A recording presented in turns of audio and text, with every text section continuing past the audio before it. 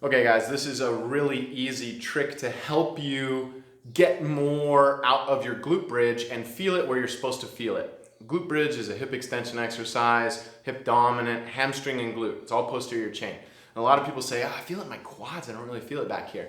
And that's simply because they're pushing their legs, their feet forward. The intention is driving forward with their feet, which is more like a leg extension. It's firing the quad, we know that. So what you want to do is imagine you're pulling your heels towards your butt or pulling your butt towards your heels during the glute bridge. Feet don't actually move, body position stays relatively the same, but the intent is the important part. The intention is to pull with the hamstrings, not push with the quads. So an easy way to help people find that aha moment where they're like, oh shoot, now I really feel it in the backside, is to put them on an unstable surface. Imagine you're on roller skates and you try to push your feet forward. What's going to happen? Your feet are going to fly out in front of you and you're going to fall on your butt, right? So if we can create instability under the feet, that's going to force you to have to engage the hamstrings isometrically, so that way your feet don't fly out in front of you. And how can we do that really easily? One, we can use valve sliders. Number two, the one that I like, is a foam roller. The secondary benefit to the foam roller is because the feet are elevated 6 inches, you're getting 6 inches more range of motion on the movement. So not only is it going to force you to pull with the hamstrings and the glutes instead of push with the quads, but you're also going to get a little more range out of it. So I'll demonstrate that for you guys. And then a really good warm-up for this, and again, it's just a teaching cue, is this movement I'll show you where you sit on your butt and you essentially pull your butt closer to your heels.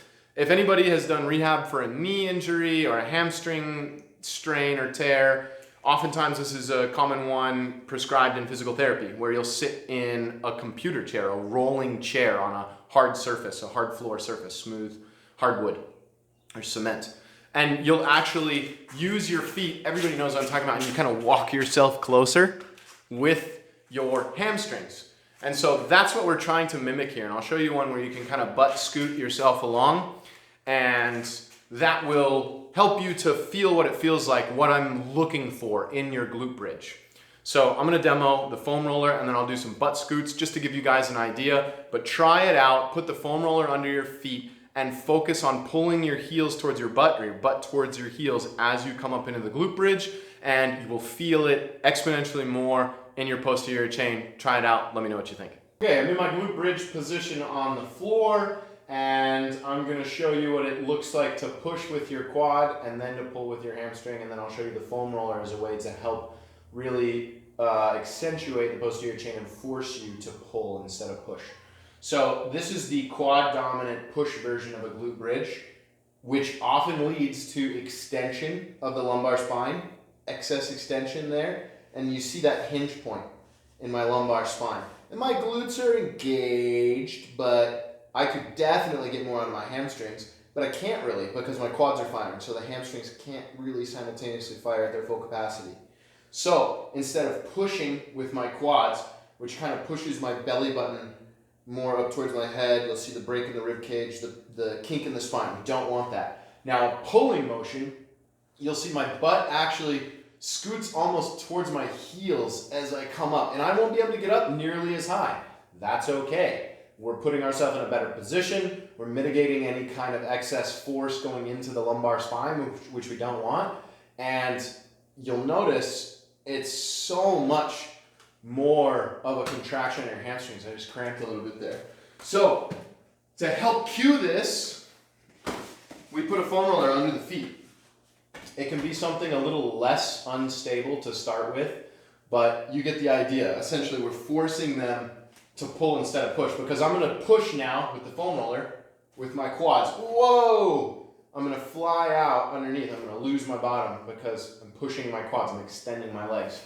Now, in contrast, I'm going to pull this one. I'm going to pull my hamstrings towards my butt, pull my butt towards my hamstrings, and I'm driving my heels down and back as I drive my glutes forward and up. So I'm really compressing the bottom and top side of the hamstring, and now I'm really getting a deep contraction in the hamstring.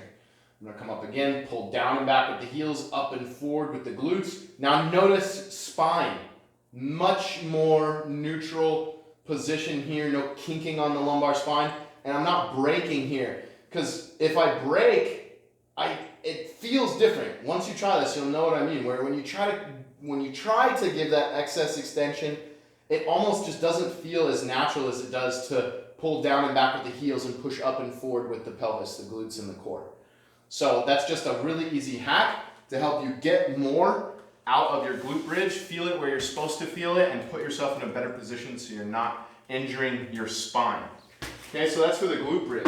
This is a really easy exercise. These are those butt scoots I was telling you about, where you can get that same kind of stimulus of pulling motion to really feel it in the hamstring, but this would be more of a dynamic movement where the knee is actually going through extension and flexion versus the glute bridge where it's the hips that are going through extension and flexion and the knees stay relatively fixed.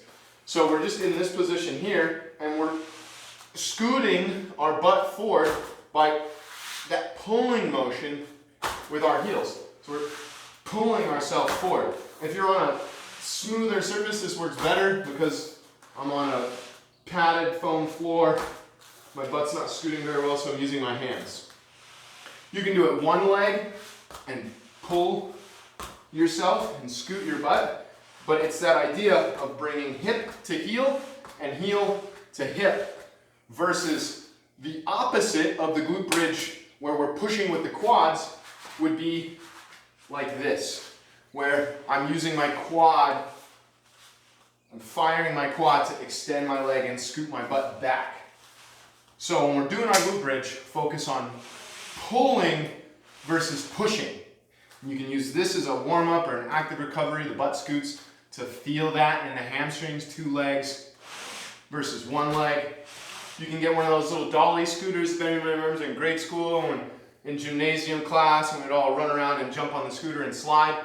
It's often in physical therapy, an exercise that they'll do for rehabilitating a knee injury or a hamstring injury. They'll put you in a desk chair, computer chair, rolly chair, and you'll do the same thing in the rolly chair, and you'll scoot yourself forward to really feel it in the hamstrings.